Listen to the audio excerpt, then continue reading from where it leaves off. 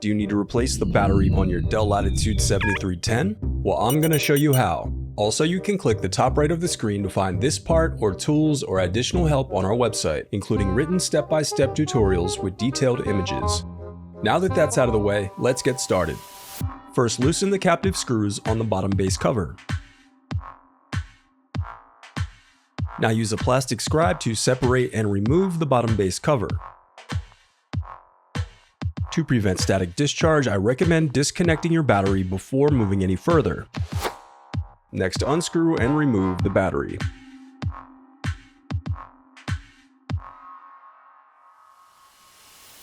The reassembly of your laptop is as simple as following your steps in reverse.